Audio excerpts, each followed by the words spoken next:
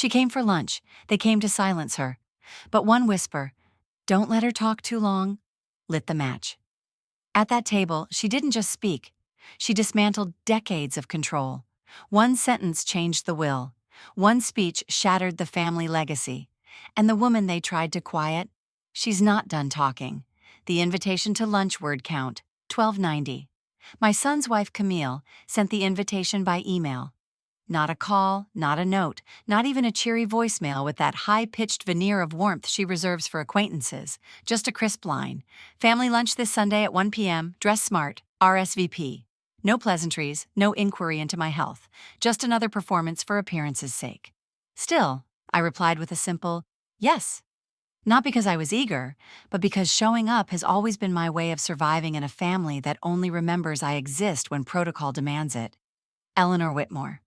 That's who I was once. A literature professor, a woman who dissected Virginia Woolf and taught young minds to look for meaning in the folds of silence. At 67, I've retired into a version of myself that rarely speaks unless prompted. My words echo too much in rooms full of people who only pretend to listen. The lunch was hosted at their newly renovated colonial just north of Boston. White shutters, slate roof, wraparound porch, the kind of house that photographs well for seasonal cards but doesn't hold warmth. The interiors were straight from a catalog. Glass pendant lights, reclaimed wood, carefully curated artwork that said nothing personal. It was beautiful in that sterile way that left no room for error or emotion. As I stepped into the dining room, my heels clicking faintly against the polished hickory floor, Camille greeted me with a smile so tight it could slice glass. "Eleanor," she said, brushing my shoulder with a kiss that never touched skin. "So glad you could make it." "I wouldn't miss it," I answered, with the tone I'd perfected over decades. Smooth, neutral, not too familiar, not too cold. Brian appeared behind her, all salt and pepper temples and diffused charisma. My boy. Or at least, he had been once. He gave me a hug that felt more ceremonial than familial, his palm patting my back with careful detachment. "Good to see you, Mom." "You too, darling," I said, and I meant it. Even if the warmth had long since evaporated between us, I still missed the little boy who once cried when I left him at preschool. Then there was Tessa, 16, eyes always on a screen, but sharper than she let on. She offered a distracted wave, earbuds hidden beneath her sleek brown hair, and nodded toward the table. Everything was set. White linen napkins folded like tiny swans, silver flatware gleaming, water glasses catching the sun in fragments on the table. Camille's aesthetic, flawless, impersonal, composed. She took her seat at the head of the table like a hostess on a morning show segment. I sat at the far end, diagonal from her, not quite at the foot. She wouldn't insult me openly, but not central enough to matter. Brian poured the wine. Camille served the seared duck breast with blood orange glaze, making sure everyone's plate was picture perfect before allowing herself to sit. Small talk followed, stiff, orchestrated. "How's retirement, Eleanor?" Camille asked, sipping her Sauvignon Blanc. "Oh, restful," I replied. "Plenty of time for reading." "That's lovely," she said, already turning to Brian before I could say more. The air around us was thick with what wasn't said. Brian talked about work. Camille discussed the fundraiser for the symphony. Tessa posted a photo of her food to her social media and didn't speak unless directly asked a question. I listened, nodding, smiling where appropriate, my mouth curving at the corners like a muscle reflex. In moments like these, I could feel myself disappearing. Not dramatically, more like erosion. A soft, steady wearing down of my presence until I became just another piece of furniture in the background of their curated life. I watched Camille carefully. She wielded charm like a scalpel, slicing through conversation to redirect attention to herself. Her laughter was always slightly too loud, like she was reminding the room who it belonged to. Even when she wasn't speaking, she was controlling, rearranging forks slightly off kilter, correcting Tessa's grammar mid-sentence, passing judgment through perfectly arched brows. Brian, as always, deferred to her, not in a visibly submissive way. Camille would never allow herself to marry someone weak, but in that resigned, quiet way that men learn when they've built lives on maintaining surface harmony. At one point, Camille leaned slightly toward Brian, her voice lowered just enough that she thought I wouldn't catch it. "Don't let her talk too long." My wine glass froze halfway to my lips. The words were casual, offhand, said with the entitlement of someone who has silenced others all her life and never once faced the echo of her own cruelty. I set the glass down carefully. Brian gave a small nod, more out of habit than thought.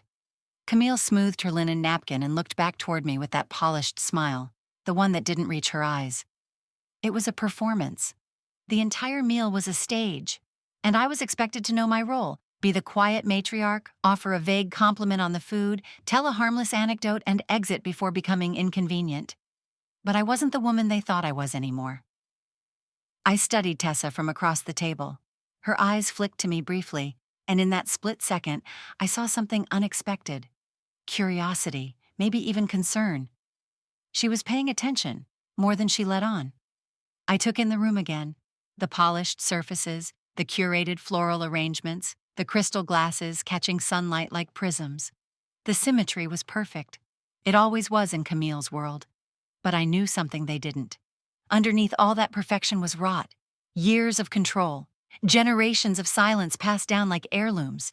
Camille didn't know that I'd been preparing to speak, that this lunch wasn't just another Sunday, that I'd come with the full weight of memory, grief, and something far more dangerous: clarity. They wanted a quiet meal. They were about to get a reckoning. As Camille lifted her wine and offered a hollow toast to family and tradition, I raised my glass too, but not for her. For the version of me that had spent decades being polite. For the woman who had learned to swallow truth and smile through betrayal. For the voice that had been silenced one dinner table at a time. I was done disappearing, and I wasn't going to be quiet anymore. It was right as the main course settled on our plates, Camille's signature duck, garnished with shaved fennel and drizzled with reduction, that the whisper landed. "Don't let her talk too long," she said to Brian, her voice low and smooth, the way you'd comment on wine temperature or ask someone to pass the salt. I heard it, clear as church bells on a windless morning. My hand hovered above my knife. My eyes remained on the plate, but everything inside me froze, then flared. My spine straightened involuntarily. Years of being talked over, tuned out, edited out of my own life, all of it condensed into that one offhand sentence. It was so effortless, so practiced. Brian nodded absently, as if he was already used to the cue, not even a glance toward me. Just an automatic assent, like a man who knows how the script goes. But I wasn't shocked. Not really. This wasn't the first time I'd been silenced at a dinner table. Not the first time someone who'd married into the family felt entitled to trim my presence to fit her preferences. Camille was just more polished about it than the others had been, more modern in her contempt. But the message was ancient. Know your place. Don't make a scene. Be small. I saw Tessa glance up briefly from her phone. I wondered if she'd heard it too. Hard to tell. She was unreadable in that teenage way, her face a shield. But something shifted in her expression, so fleeting I could have imagined it. I pushed the meat around my plate, not really tasting it. Inside my head, an old tape began to play. Thanksgiving, 1985. The first time I brought Brian to the Whitmore estate in Vermont. My husband's parents had money, manners, and malice in equal measure. I remember sitting there, pregnant with Olivia, as his mother told a joke about women with opinions, how exhausting we were. My husband laughed. The whole table did, except me. Another scene, our anniversary dinner in 1993. I tried to tell a story from my college teaching days about a student who had rewritten an essay 3 times just to prove he could argue better than a female professor. I barely reached the second sentence before my husband cut me off, launching into a tale about his new investment property. Everyone listened. I fell silent. The memories piled on like plates after a banquet. Heavy, stained, unacknowledged. I blinked and came back to this table. Different faces, same theater. Camille sipped her wine again, her eyes flicking to mine with that cold civility she wore like designer perfume. She didn't think I'd heard. Or maybe she didn't care. The kind of woman who gets away with things because she makes them look good. Brian leaned slightly toward her, murmuring something back. I didn't catch the words. Didn't need to. The rage that surged inside me wasn't loud. It wasn't wild. It was patient, refined. I'd spent years tempering it, folding it in with grace like egg whites into batter. But now it boiled quietly beneath my ribcage. That whisper wasn't just a sentence. It was a verdict on my worth. on my space at the table, on whether my thoughts deserved daylight. I looked down at my lap, at the ring I still wore from my late husband. I had kept it on for decades, not out of love, but inertia. A symbol of how thoroughly I'd buried myself in being respectable, presentable, tolerable. That ring mocked me now. I twisted it slowly, letting it turn around my knuckle until the skin beneath it reddened. It was then, in that tension, wine-soaked air and filtered sunlight through embroidered curtains, that I made my decision. They would hear me. Not just a polite story or some sanitized memory meant to flatter the family image. No, they would hear the truth, and they wouldn't be able to forget it. They didn't know about the will, not yet. A month ago, I'd visited my personal attorney in Brookline, not the one Camille had recommended, not the one Brian had used for the trust fund. A private, quiet woman named Frances Malloy, who'd represented survivors of domestic abuse for 20 years. She didn't ask questions when I handed her the envelope, just nodded, listened, and said, "It's about time." The new will was simple, brutal in its clarity. Camille and Brian were removed as primary beneficiaries. The bulk of my estate, my pension savings, the lake house, even the family heirlooms they'd been eyeing, would go to a foundation I'd named after Olivia, my daughter, who had been the only one brave enough to stand up for me. The one who never made it past 25. Tessa, if she chose to accept, would be the custodian of that foundation until she came of age. No one knew. I hadn't told a soul, not even my closest friend in the book club. The weight of secrecy had been heavy, but now it felt righteous. They thought they were managing me, containing me, but I held the match, and I was about to strike it. Camille was laughing now, at something Brian said, some anecdote about a. She laughed beautifully. I'll give her that. Head tilted just right, eyes bright with performance. I wondered if Brian even recognized the mask anymore. I caught her eye for a moment, held it. She blinked once and looked away. Not scared, just bored. It's funny how control doesn't always look like shouting or violence. Sometimes it looks like a place card at the wrong end of the table, like being excluded from planning your own birthday, like being interrupted one too many times and deciding never to finish your sentence again. They had controlled the narrative long enough. I dabbed my lips with the napkin and folded it beside my plate, straightened my back. It wasn't time yet, but soon. I imagined the look on Camille's face when the lawyer would deliver the letter, the unraveling, the disbelief. It wouldn't be revenge. That wasn't the point. It would be restoration. The silence they'd demanded from me for decades was over, and they had no idea what I was about to say. There are silences you choose, and then there are the ones chosen for you. I didn't learn to be quiet in my marriage. I came into it already trained, well-behaved, well-conditioned. My mother, Helen, made sure of that. She believed in order, in restraint, in a household where women did not speak unless they were asked a direct question. And even then, only if the question came from a man. She had a reverence for male authority that bordered on religious devotion. Her own father had been a stern Baptist preacher, and although she'd rejected the fire and brimstone, she'd kept the structure, the strictness, the hierarchy. We lived in a modest house in upstate New York. Pale yellow siding, lace curtains, a front porch swing we were only allowed to sit on after our chores were done. The house always smelled like lemon polish and rising dough, but never of warmth. At the dinner table, my brother James was encouraged to share his thoughts on politics, sports, current events. I was expected to pass the potatoes and keep my opinions to myself. Once, at 12, I offered a mild disagreement about a news anchor's take on civil rights, something I'd overheard a teacher mention in school. My mother didn't say a word in front of my father.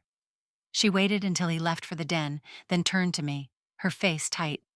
"Don't contradict a man at the table, Eleanor," she said. "It makes you look difficult."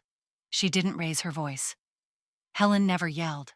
Her control came with whispers, with narrowed eyes, with the slow withdrawal of approval. And that was worse than any slap. Her disapproval could fill a room and empty you out at the same time. I learned quickly. Praise came when I was silent, when I smiled, when I ironed the linens without being asked, when I recited what I'd read without letting it change my views. I became a model daughter, perfectly quieted. That was the inheritance, not jewelry, not property, not even recipes. Just a generational contract. Don't speak too loudly. Don't want too much. Don't outshine the men. My mother was not cruel, not in ways the world would recognize, but she parroted every toxic belief she had ever been fed. She called it tradition.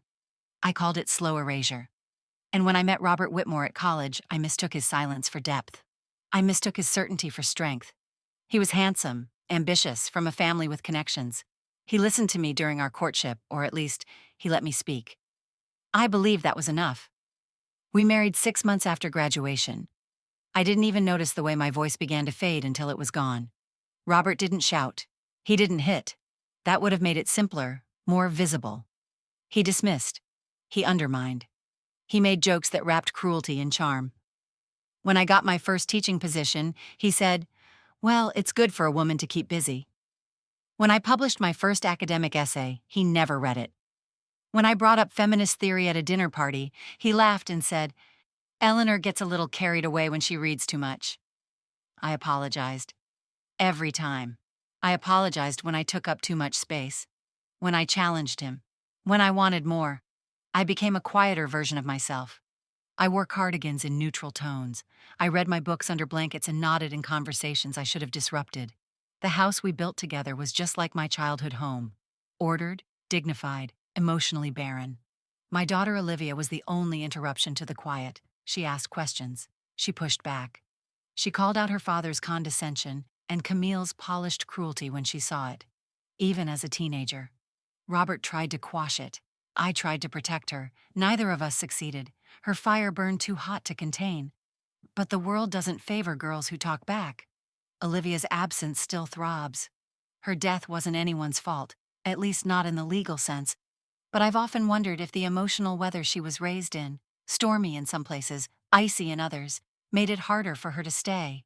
And now, decades later, I see the outlines of that same storm in Tessa.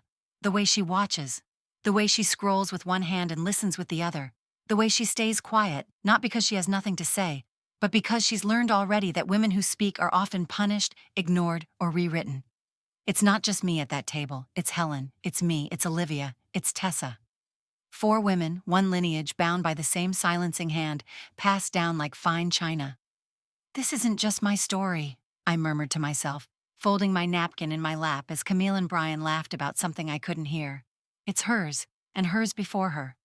The courage blooming in me wasn't explosive. It wasn't defiant in the traditional sense. It was slow, rooted, unapologetic. I wasn't going to tell them my truth to shatter them. I was going to tell it so the pattern could finally break. Because I saw the future in Tessa's eyes, and I wasn't going to let her inherit silence the way I did. The table had become a stage, and everyone was playing a part. Camille, poised at the head, conducted the conversation like a practiced MC, moving from topic to topic with brisk transitions, ensuring that nothing stayed too deep for too long.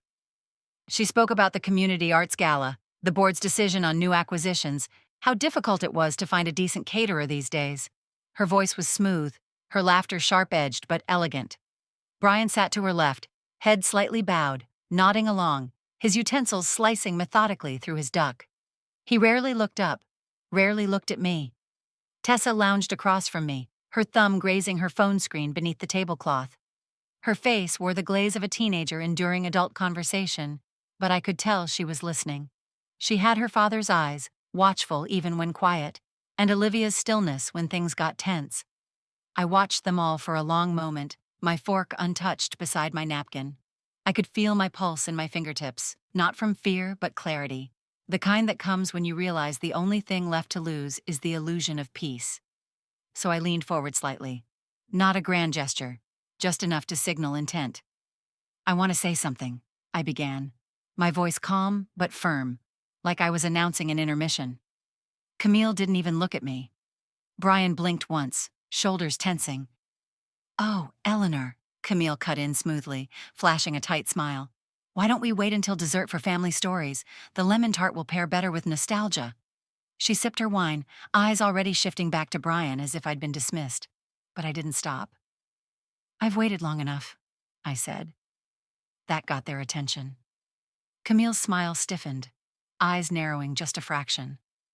Brian finally looked at me, his expression a blend of wariness and embarrassment, as though he were bracing for a scene in a crowded theater. Tessa glanced up too, her phone still in her hand beneath the table. But she didn't say anything. She didn't look away. I kept my voice even. I remember being at a table like this when I was a young mother. Back then I wasn't allowed to speak either. Not really. My husband's family would nod politely, then steer the conversation away, like my voice was a pothole in their smooth road. Camille set down her glass. "Eleanor, I'm not finished," I said gently. It wasn't a command, it was a fact. The room quieted. Even the gentle clinking of silverware ceased. The filtered sunlight coming through the curtains cast long shadows on the tablecloth, making the wine glasses sparkle with a surreal kind of clarity. I was told more times than I can count that I was too sensitive, that I should smile more, that I was lucky to be in the room. And eventually, I believed them. I stopped speaking. I gave up on being heard. I looked down at my hands, folded neatly in front of me, and then back at Camille. But silence isn't peace. It's not respect. It's a cage. No one moved. Camille sat perfectly still, lips pressed into a tight line. Brian looked as though he wanted to crawl under the table. Tessa. Tessa was watching me with something new in her eyes. Not pity, not boredom, recognition. "You told Brian not to let me talk too long," I continued. "You said it like you were ordering an extra plate of olives, like I was an inconvenience that needed managing." Camille's eyes flared for a second. That was out of context. "Context?" I echoed. "Yes, let's talk about context." And I did. I spoke about the years spent folding myself smaller, the jokes at my expense, the corrections in front of guests, the decisions made without me. I didn't cry. I didn't shout. I simply named it, all of it. The way I had been slowly erased by the people I loved most. The way Camille had continued that legacy of silencing, seamlessly taking up the tools her mother-in-law once used. "I'm not telling you this for sympathy," I said, pausing to look each of them in the eye. "I'm telling you this because I won't carry it anymore, and I won't let the next generation carry it either." Camille opened her mouth to speak, but this time Brian raised his hand, not to stop me but to stop her. "She has the floor," he said quietly. It was the first thing he'd said in 20 minutes, and though his voice trembled slightly, he meant it. I looked at Tessa. Her gaze hadn't left mine. She held the phone beneath the table, unmoving. I didn't know it then, but she had tapped her recording app when Camille whispered those words earlier. She had been recording ever since. She would later tell me that she didn't know why she did it, just that something in her gut told her it would matter. It did. But for now, the table remained hushed. "I changed my will," I said, my tone measured. "A month ago." Camille sat up straighter. Brian turned pale. "I did it without fanfare, without permission, without needing to justify myself. Because for the first time in my life, I remembered that I could." Camille laughed once, incredulous. "You're bluffing." "I'm not," I replied. "The documents are filed. The copies are notarized. The beneficiary's updated. You'll see it soon enough." Brian swallowed hard. Tessa still hadn't blinked. I exhaled slowly, letting the silence expand around the truth I'd just dropped. This wasn't vengeance. It wasn't about punishing them. It was about freedom. It was about reclaiming the air I had once been denied. I glanced once more at the chandelier above us, at the filtered light now dimming as the afternoon shadows stretched. For the first time, I didn't feel small at that table. I felt present.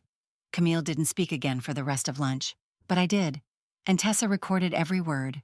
For a moment, the table was frozen in still life. Camille's wine glass hovered an inch from her lips, forgotten. Brian had stopped mid-chew, the half-cut slice of duck suspended on his fork like punctuation in an unfinished sentence. Tessa, still and sharp, held her breath without realizing it. Even the light seemed to pause, one long shaft of sun spilling across the linen tablecloth like a spotlight on the inevitable. I had said it. I changed my will. The words hung heavier than any toast I could have made. Not loud, not dramatic, just quiet and firm, like the closing of a heavy door that had been opened too long. Camille blinked twice, processing. Her eyes darted to Brian, then back to me. "What do you mean, changed?" she asked, each syllable clipped and precise, like a woman holding back a scream with diction. I reached for my water glass, took a slow sip, and met her gaze without blinking. "I mean that the assumptions made around this table about inheritance, about legacy, about what I leave behind, they're all outdated. They've been rewritten." Her posture stiffened. Brian placed his fork down with a gentle clink, as though suddenly unsure how to hold it. "This isn't the time," he murmured. "It's exactly the time," I answered. "You wanted me here. You wanted my presence without my voice. But they come as a set now." Camille's face hardened into its polished mask. Her voice dropped in volume but gained venom. "You're creating drama for no reason." "No," I said, slicing into the duck on my plate. "I'm ending a silence that's lasted for generations." The knife slid easily through the meat, rare, delicate, red in the center. As it parted under the blade, a small pool of juice spread across the white china. It reminded me of blood. The metaphor wasn't lost on me. I had spent decades pretending, playing roles, being the gracious mother-in-law, the aging grandmother, the grateful widow. I had endured passive dismissal, polite neglect, but this moment, was the first time I had taken up space without permission in years. They didn't know what to do with it. Tessa's gaze moved from me to Camille, then to Brian. She was watching all of it like someone who knew instinctively that something important was happening. She didn't pull out her phone this time. She didn't need to. She had already recorded what mattered. Brian finally spoke, his voice low and tight. "You've been acting erratic lately, Mom. Are you sure this was the right move?" I set my utensils down and folded my hands. "You mean, was I of sound mind?" "Yes, I was. I consulted a separate attorney. Independent, female. Not recommended by anyone in this family." Camille's jaw clenched. Her polished exterior was starting to chip at the corners. "This is incredibly disrespectful," she said, each word chosen for control. "After everything we've done for you, after all the care, the events, the visits, you do this?" I tilted my head. "You mean the annual check-ins? The obligatory holidays where I'm invited to observe but not contribute? The charity smiles?" Her mouth opened, but I kept going. "I changed the will because I needed to. Because if I left things as they were, I'd be passing on more than assets. I'd be passing on silence. And I refused to let Tessa inherit that." The girl in question didn't move, but her lips parted slightly in surprise. "I want her to know," I continued, my voice still low, still steady, "that she's allowed to speak, to ask questions, to challenge authority, to change the story." Utensils hit plates. I heard the subtle gasps, the breathless shuffling of disbelief. Camille had gone utterly still. "Are you saying," she said, slow and dangerous, "that we've silenced you?" "I'm saying you've continued a tradition I was raised in," I replied. "You didn't invent it, but you've certainly benefited from it." She scoffed, an inelegant sound she immediately tried to mask with a quick sip of wine. But the glass trembled slightly as it touched her lips. Brian leaned back in his chair, rubbing a hand over his face. "Mom, I just don't understand why you're doing this now." "Because if not now, then when?" The words came before I could second-guess them. "I'm 70. I've outlived my husband, outlived my daughter. I've lived long enough to see patterns repeat themselves, and I've lived just long enough to stop them." Brian opened his mouth, then closed it. There were no rebuttals that didn't sound hollow, no protests that didn't echo with guilt. Camille tried a different tactic. Her voice softened, attempting warmth. "But you didn't even talk to us first." "I wasn't required to," I said. "It's not your legacy to write, it's mine." Tessa blinked rapidly, but her eyes never left mine. A flicker of something crossed her face. Relief, maybe, or admiration. It was small, but it was enough to reassure me I was doing the right thing. Camille's hands were beneath the table, likely clasped together tight enough to turn her knuckles white. "I assume this is a temporary decision," she said at last. "You're emotional." I laughed then, quietly, but it startled even me. "No, Camille, this isn't emotional. This is deliberate, measured, long overdue." More than anything, they didn't know if I was bluffing. I could see it written across their faces. The fear that I might be telling the truth. The disbelief that I would finally make a move without their input. But I wasn't bluffing. The documents were real, filed, executed, witnessed. And the weight of that decision, for once, felt less like a burden and more like armor. I looked down at the meat on my plate, the knife resting by its side. There it was again. That red bloom on white porcelain. Not blood, not violence. Just the truth finally exposed. I cut another piece, slow and clean, and the silence that followed was the loudest thing in the room. After my last words settled over the table like a final note from an aria, there was a quiet I hadn't heard in this family for years. Not the kind that followed tension or discomfort, but the kind that came when the truth finally broke through and dared everyone else to respond. I looked across the table at Tessa. Her expression had softened. Her eyes were glassy, but steady. She didn't speak. She didn't need to.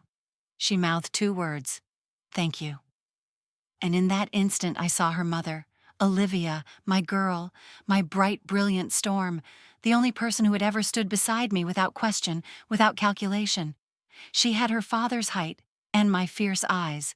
From the moment she could talk, Olivia was always asking why the rules were what they were, why people pretended everything was fine when it clearly wasn't, why I let myself be reduced to a smile and a pie dish.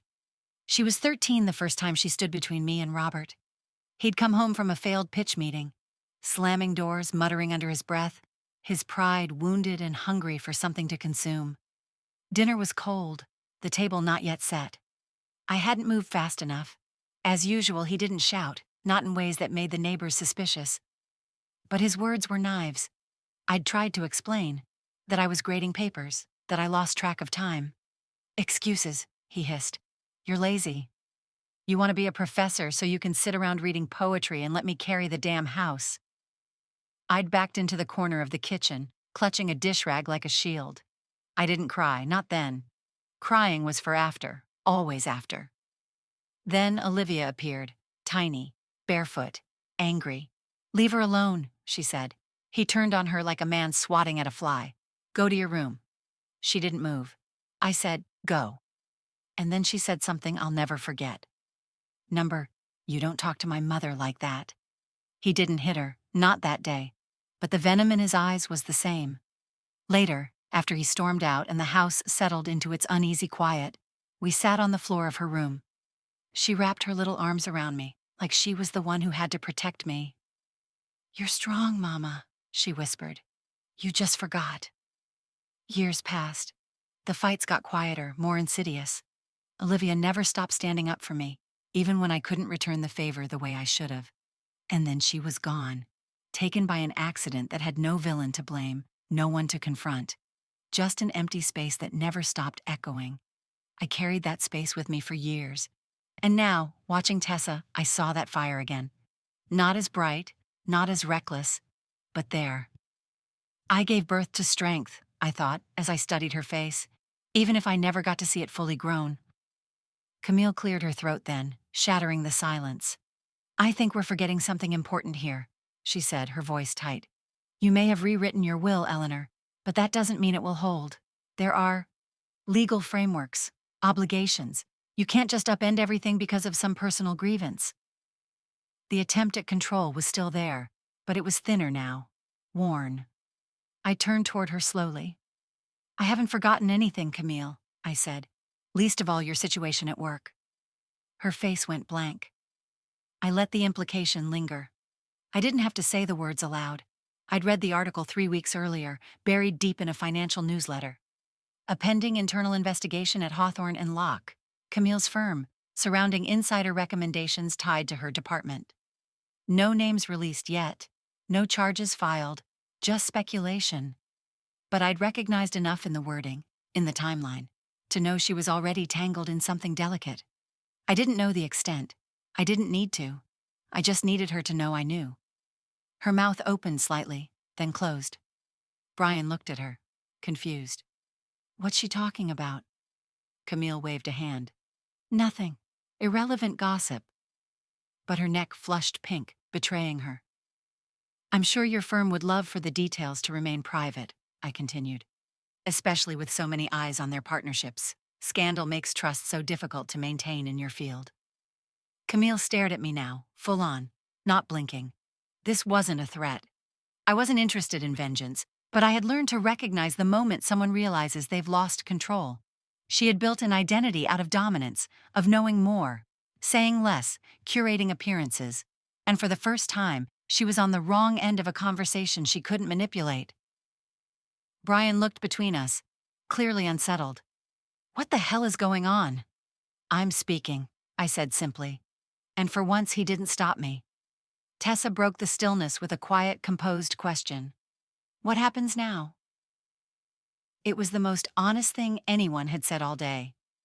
I turned to her, met her gaze.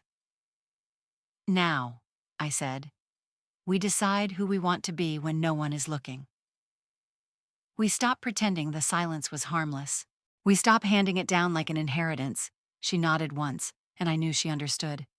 Camille pushed back her chair, slowly, deliberately. This isn't over, she said, her voice flat. No, I agreed. It's just beginning. She left the table without another word. Brian remained seated, but the distance between us grew by the second. Tessa didn't move. She was still watching me, not with admiration, not yet, but with something more powerful, belief, and that was enough. The dishes had been cleared, the chairs pushed back with a polite scrape, and the silence in the house had thickened into something unbearable. Camille had retreated upstairs under the guise of a work emergency, though the stiff click of her heels betrayed her fury. Tessa disappeared into the sunroom with her phone and earbuds, but Brian lingered. I could feel him behind me even before he spoke, hesitating in the doorway, like a man staring into a fire he might have to walk through. You had to do that now? His voice broke the quiet like a stone through glass. Right there at the table? In front of Tessa? I turned slowly, still standing by the sink where I'd been rinsing a glass, more out of habit than need. I didn't answer. Not yet. You couldn't just let it go? He pressed. You couldn't wait until we had a private conversation like normal people? I set the glass down gently. Brian, I haven't been allowed a real conversation in this family in years. What would have made this one different? He stepped forward, red in the face. You embarrassed Camille. You made things public. You've ruined everything we've tried to build. We? I asked quietly. You mean Camille? I mean this family, he snapped. This structure. This balance we've had. Now it's fractured. Tessa's going to question everything. You've planted doubt in her head. Good, I said flatly. She should question it. His mouth opened, stunned by the bluntness. I didn't ask for much, he muttered, tone slipping into something wounded. Just peace. Just harmony. No, Brian, I said, meeting his eyes. You asked for silence. And you got it. For years. You all did. He flinched, but I didn't stop. You think what we had was harmony because no one yelled? Because no one hit the table? That's not peace. That's denial. You just didn't have to see what it cost me. He stepped back, jaw tight. I don't remember it being that bad. Dad was strict, sure, but you stayed. You never said anything. I did, I said, my voice tightening. You just weren't listening, he shook his head. No, you're rewriting history. You're making Dad the villain when he was just trying to hold us together. I laughed bitterly. He slapped me across the kitchen one night because I served the wrong wine with dinner. Do you remember that? Brian's face turned pale. His shoulders sagged. You were 14, I said, stepping closer, voice low. And you stood in the doorway. You saw it. And you didn't say a word. He blinked rapidly, jaw working. I didn't know what to do. No, I said. But you knew not to do anything. That's what you learned from him. And you kept learning. He sat down hard on one of the kitchen chairs, hands gripping the edge of the table. I thought he was right, Brian whispered. I thought if we all just behaved, everything would be okay. That's how it works, I said. They teach you that quiet is survival, that obedience is love. He ran a hand through his graying hair, staring down at his shoes. I hated him for that, he said. But I never blamed you. Maybe not aloud, I cut in. But you dismissed me, over and over. You married someone who does the same. You let Camille talk over me at every holiday. You watched her take my stories and twist them into punchlines. He looked up at me then, eyes rimmed red. I didn't know what to say. I didn't want to pick sides. There weren't sides, Brian. There was right and wrong, and you chose comfort. He broke then, shoulders shaking, breath shallow. I didn't mean to, he said. I thought if I just stayed quiet, it would be okay. I didn't want to make things worse. I let him cry. I didn't reach for him. I didn't wrap him in forgiveness. Not because I didn't love him, but because the truth needed space to hurt before it could heal. You were part of it, I said quietly. You chose silence too. He sobbed harder, and I stood still, watching the boy he had once been emerge behind the man he had become. From the hallway, I heard the soft shuffle of footsteps. Tessa stood by the door, earbuds dangling, eyes wide. She'd heard everything. I didn't know how much, but enough. She didn't speak. She just looked at her father, then at me, and I saw the cracks, not in her, in the story she'd been handed. For the first time, she was seeing the people behind the myths. I didn't know, she whispered. I nodded. Now you do. She looked at Brian, her father, broken in a way she'd probably never seen, then back at me. Is this why you changed the will? She asked. Yes, I said, because legacies aren't built on comfort. They're built on truth. She stepped forward, slowly, and placed her hand on my shoulder. I'm glad you spoke. I closed my eyes for a moment, letting the silence settle. But this one was different. This one wasn't the silence of fear. It was the silence after truth. And it was the first real peace I'd felt in years. Camille's control began to slip the moment she lost the narrative. It was subtle at first, slightly more forced laughter, tighter phone calls, her heels clicking more sharply down the hallways of her carefully curated home. But behind closed doors, in spaces where appearances weren't curated, the cracks were no longer easy to conceal. It started with Tessa. 3 days after the lunch, Camille knocked softly on her bedroom door, voice honeyed. Tessa, sweetie, can I come in? Tessa didn't look up from her laptop. It's open. Camille entered, her smile already strained. I wanted to talk about what happened. At the table. Tessa didn't respond, fingers hovering over the keyboard. Camille perched on the edge of the bed, smoothing her dress like a pageant contestant waiting for applause. What your grandmother said, well, I'm sure she meant well, but she's old-fashioned, emotional. You know how people can distort things when they've felt hurt for a long time. Tessa turned, slow and deliberate. She didn't distort anything. Camille's smile froze. I mean, of course she's entitled to her feelings, but this recording you made, it could be misunderstood if it gets out. You know how people love a scandal. It could affect your college applications, your dad's work, my firm. There it was, not a threat. A warning wrapped in concern. Tessa's gaze didn't flinch. I haven't posted it. Camille exhaled, visibly relieved. Good. I knew you'd be smart about this. I haven't posted it, Tessa repeated. Yet. The air thickened. Camille's voice dropped. You're playing with fire, Tessa. No, Tessa said. I'm holding a match. There's a difference. Camille stood abruptly, mask slipping just enough to reveal the flash of fear beneath. Delete it. That's not a request. Tessa stood too. She matters, she said quietly. And this matters. The tension crackled in the room like static. For a moment, Camille's face registered something unfiltered, something almost feral. But then it was gone, replaced by the practiced, composed exterior she wore like armor. She didn't say another word, just turned and walked out. But she didn't know that the decision had already been made. That night, Tessa sat in her room with the door locked, phone in her lap, heart thudding. She didn't tag anyone. She didn't give context.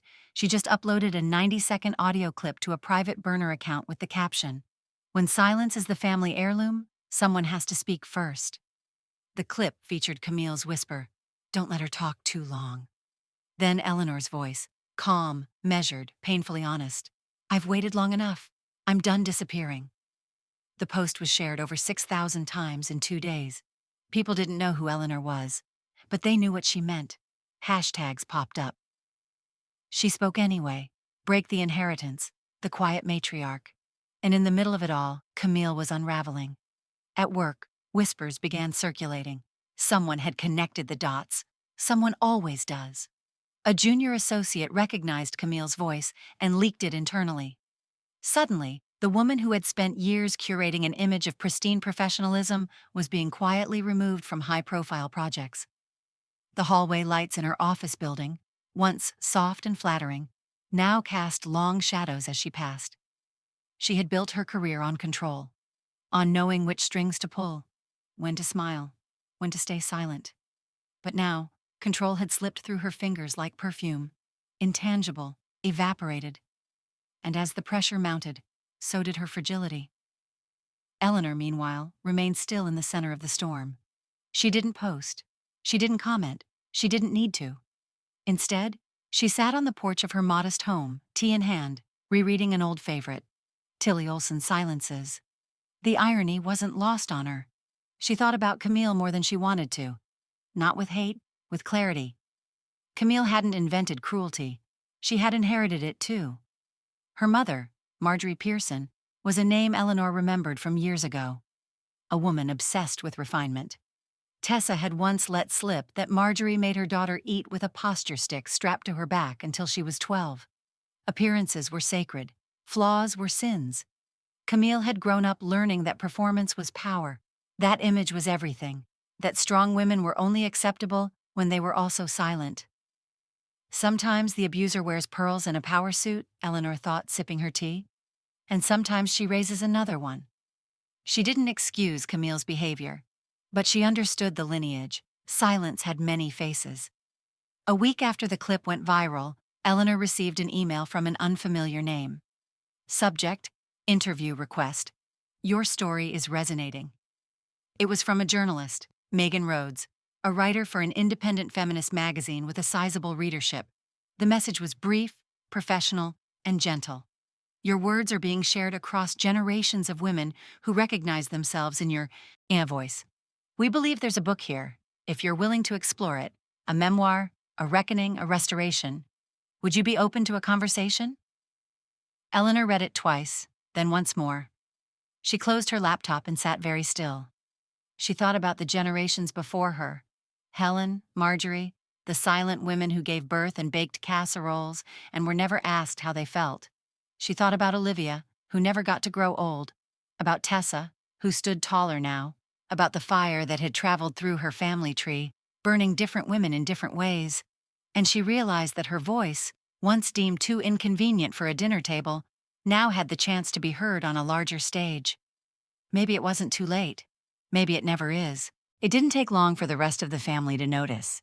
The video clip had traveled farther than anyone expected, not just through strangers and social media, but into the private inboxes, family group texts, and reluctant corners of long-held silence.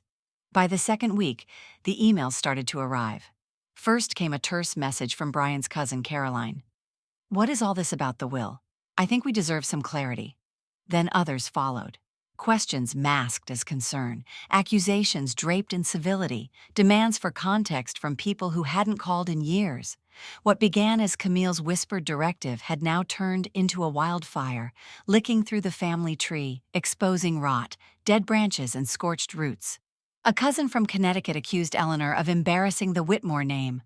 A distant uncle sent a voicemail laced with irritation. "You've stirred up old things best left buried." But mixed in with the backlash were different messages, letters, handwritten, tucked in soft cream envelopes, addressed in imperfect cursive.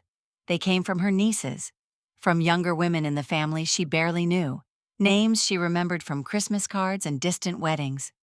"Dear Aunt Eleanor," one read, "I don't know if you remember me. I'm Mallory's daughter, Anna. I wanted to say thank you. Watching that video made me realize how much I'd learned to keep quiet. You reminded me that I don't have to." Another, from Gwen, "I watched it 3 times. Your voice shook, but it didn't break.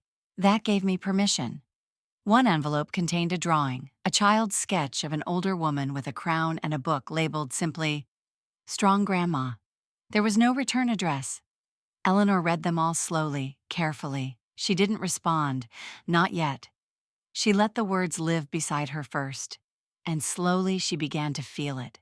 Not just validation, not just justice, resonance. Women were waking up inside the cages they'd forgotten they lived in, and they were stepping out. The emails changed tone. No longer blame, but revelation. A niece wrote about being overlooked for a promotion at work and finally calling it out. A second cousin shared that she'd left her husband after 20 years of shrinking inside his expectations. There was no campaign, no organized movement, just women watching another woman speak and finding something ancient and necessary in her defiance. Eleanor felt a weight shift inside her. But not all healing came through letters. Some had to happen in person. It was Tessa who brought it up. You should talk to Aunt Lydia, Eleanor stiffened.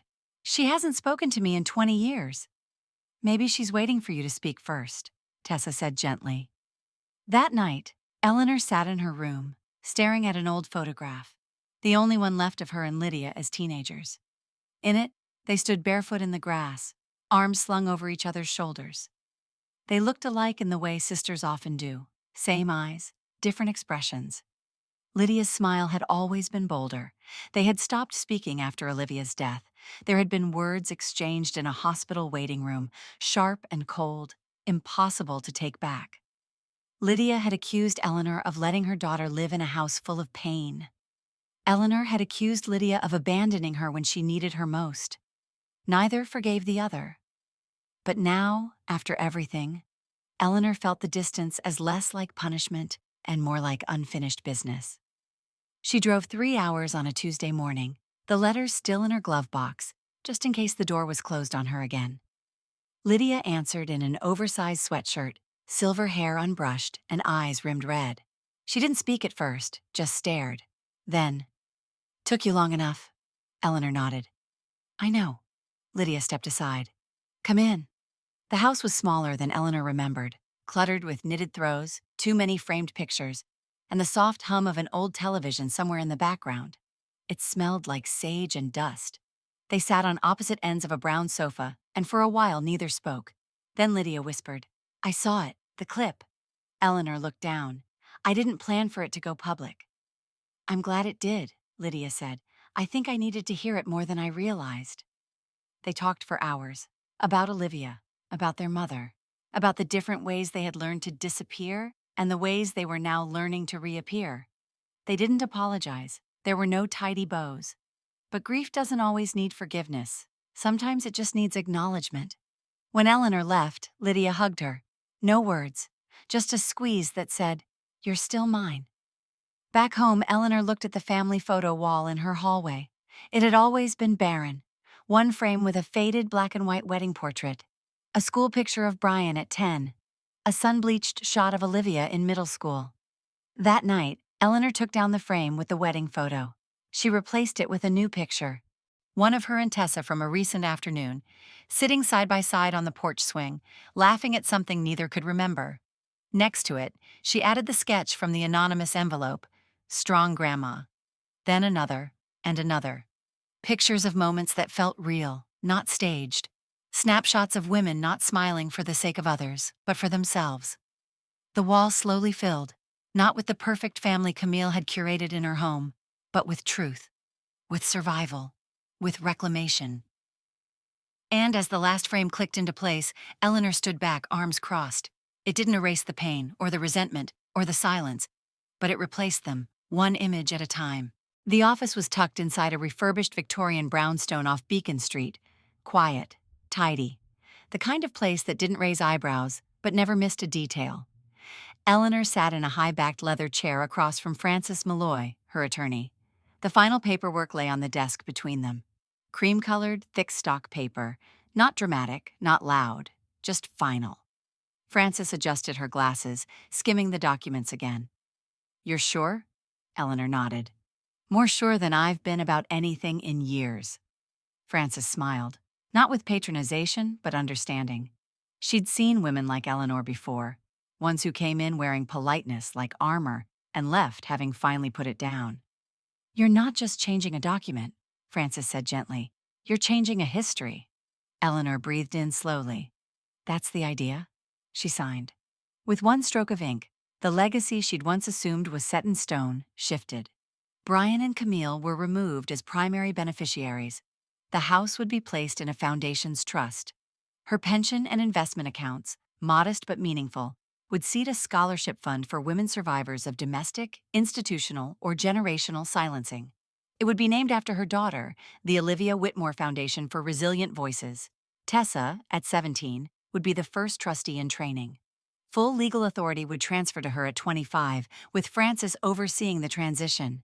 "I want her to grow into it," Eleanor said. "I don't want her to carry it. I want her to build something from it." Francis nodded and slid the papers into a slim manila folder. "Then let's file a legacy." As Eleanor stood to leave, she glanced at the plaque near the door. Justice starts with record keeping. She smiled at the truth of it. On the ride home, Boston blurred past her window. Historic buildings beside glass towers, past and future side by side. It felt appropriate. She was rewriting not only where her money went, but what it meant. She remembered the night it all began. Late February, cold, quiet. Camille and Brian had just left after one of their compulsory visits. Eleanor stood alone in the kitchen, the clock ticking past 10 p.m., her hands shaking. She sat at the dining table and pulled out an old yellow legal pad. The first line she wrote was this: "What do I want to leave behind that they can't rewrite?" Tears blurred her vision. Not of sadness, but relief. After years of disappearing in the margins, she was drafting her own story, on her terms. She had stayed up until nearly 3 a.m., scribbling notes, names, instructions, goals. Her handwriting grew steadier with each line. By dawn, she had more than a plan. She had purpose. Now, standing at her front door with the filed will in her purse, she felt that same steadiness return. She didn't expect gratitude. She didn't want applause. She just wanted it to be known. It didn't take long for the letter to reach Camille. Francis's courier confirmed receipt within 48 hours. Inside the envelope, the notarized notification, the clause revisions, and an addendum referencing the internal misconduct allegations currently attached to Camille's name at Hawthorne and Locke. Legally unnecessary, but strategically precise. Camille received the letter at her office. Her assistant reported that she locked the door for almost an hour. Brian called the next day. "She's furious," he said, his voice hollow. "She says you've humiliated her." Eleanor listened in silence. "She's talking about legal action," he added. Eleanor said nothing. "She says you manipulated Tessa." At that, Eleanor chuckled, low and dry. "No," she said. "I trusted Tessa. There's a difference." Brian exhaled, frustrated. "Why are you doing this? It's just cold." "Cold?" Eleanor repeated. "Do you think silence was warm, Brian?" He didn't answer. Camille made good on her threat 2 days later. She attempted to initiate a formal legal challenge to the will on the grounds of diminished capacity and undue influence. It didn't go far. The filing lasted 4 business days. Francis's response included notarized letters from Eleanor's physician and psychiatrist affirming her mental clarity and independence. More importantly, attached was a set of internal HR documents, leaked from an anonymous whistleblower at Camille's own firm. Camille's name appeared in a series of flagged email correspondences that suggested improper directional advice to junior clients with undisclosed ties. It wasn't enough for a charge, but it was enough to kill credibility. Her firm placed her on administrative leave, quietly, discreetly, but she was off the radar. The challenge vanished as quickly as it had appeared. Francis called Eleanor the following Monday. "She won't come after you again." Eleanor just nodded. When power is built on performance, exposure is ruin. And Camille had been exposed. Later that week, Tessa visited after school. She didn't ask questions about She sat beside Eleanor on the porch, curled her knees to her chest, and said softly, "I want to help." "You already are," Eleanor replied. They watched the sunset together in silence, not the kind that suffocates, the kind that settles. Inside, the original draft of the will sat in a drawer, not as a keepsake, as a reminder. That paper can imprison, but it can also free. And Eleanor had finally learned the difference. The dining room looked different this time, not because of new furniture or decorations, but because of what was absent. No floral centerpieces carefully arranged by Camille, no crystal wine glasses, no script. Just a simple white tablecloth, Eleanor's own porcelain dishes, not the ones Camille used to borrow for impression, and a heavy ceramic bowl of rosemary chicken in the center, still steaming. This was her table now, and it was going to be used differently. Brian arrived first, punctual as always, carrying a lemon tart in a cardboard bakery box. He hovered in the entryway for a moment before stepping in, his hands awkward. "Smells good," he said. Eleanor offered a small smile. "It's just chicken." He nodded. "It's nice being invited." She didn't respond, not because she wasn't glad he came, but because she wanted him to arrive as himself, not the version of him who always needed her to perform gratitude. Tessa arrived next, arms full of books, casual and calm. She dropped her bag on the floor, kissed Eleanor on the cheek, and helped set the plates. "I put your napkin on the left," she said, "because I remember you're left-handed." Eleanor looked at her, warm. "Thank you for remembering." As they moved about the kitchen, Brian watched. Quiet, contemplative. No Camille. She hadn't been invited. No excuse made. No lie told. Just silence where her presence used to sit. They ate slowly, deliberately, without small talk.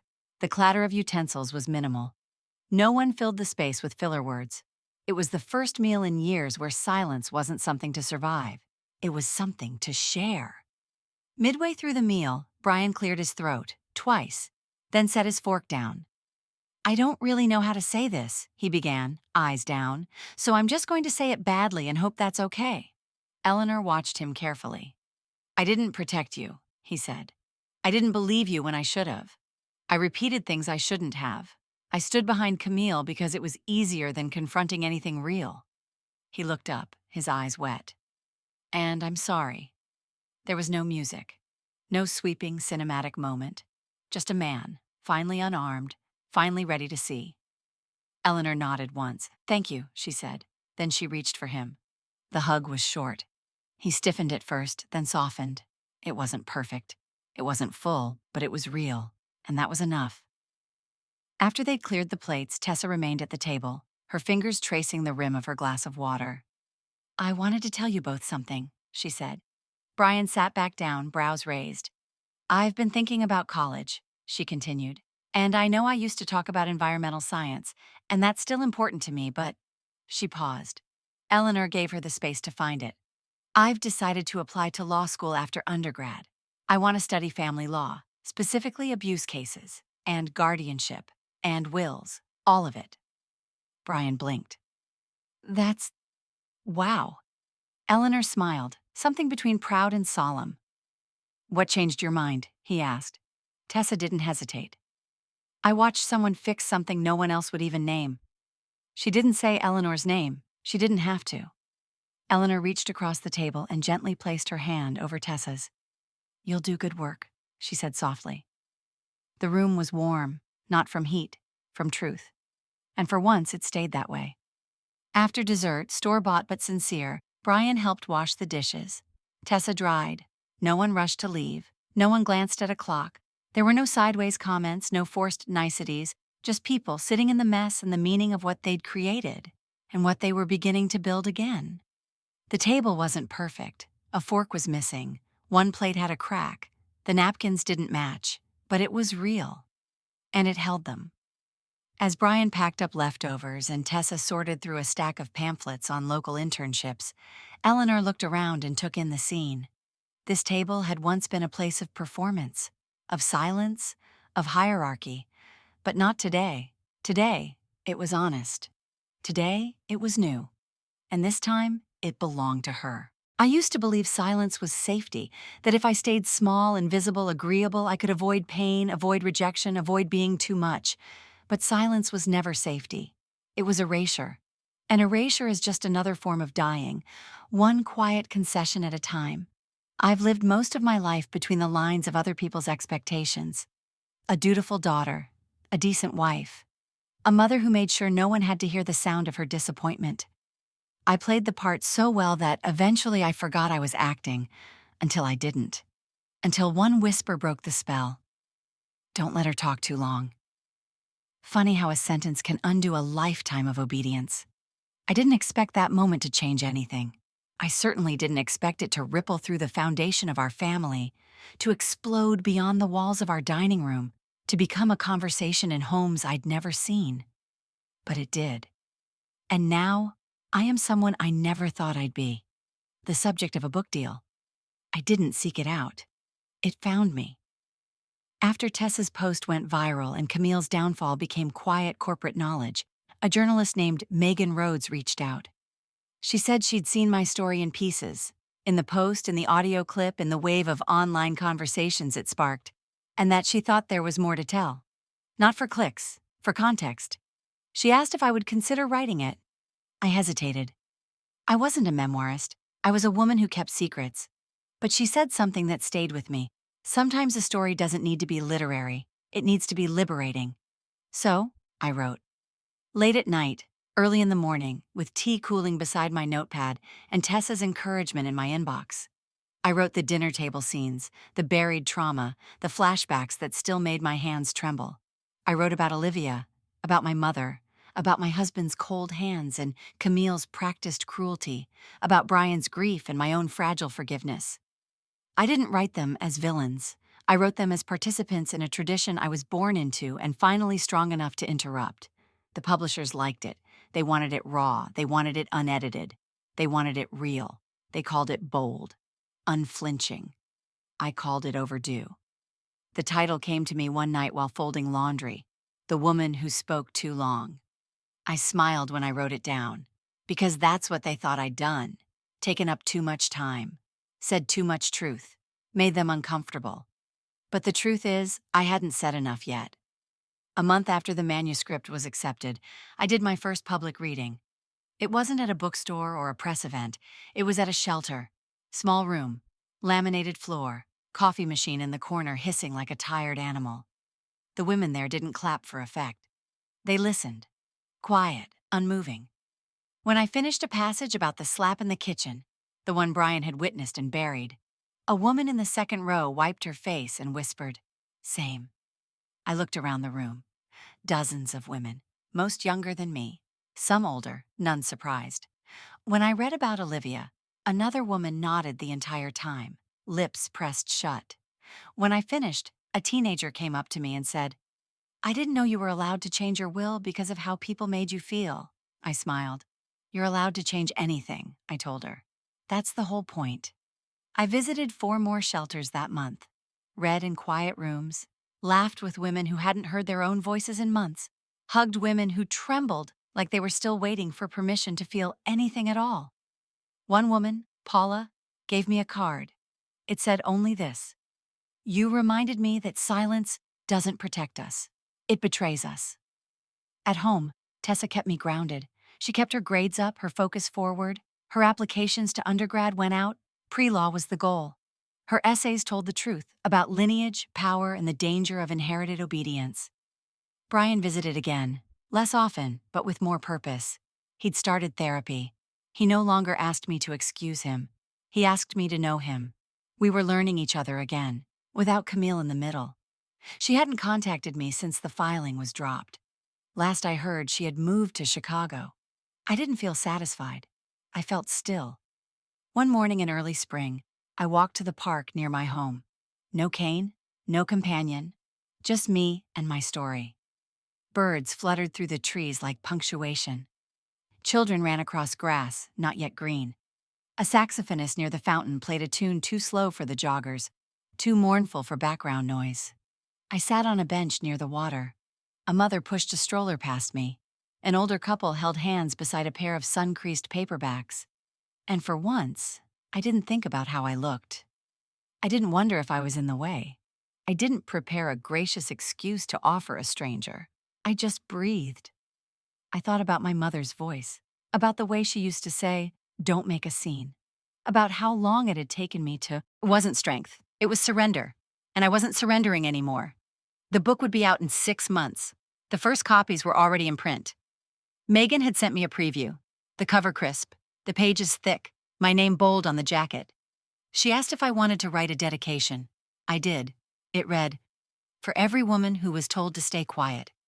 You don't owe them your silence." As the sun shifted across the park, warming my face, I thought of one last line, one that had taken me a lifetime to earn. I whispered it aloud. They thought I'd talked too long, but I was just getting started. And I meant it. Every word. If this story echoed something you were never allowed to say, don't let it stop here. Share it with someone who's still swallowing their truth. Let your table hear voices that were once edited out. Because every silence broken becomes someone else's permission. And some legacies are rewritten, one voice at a time.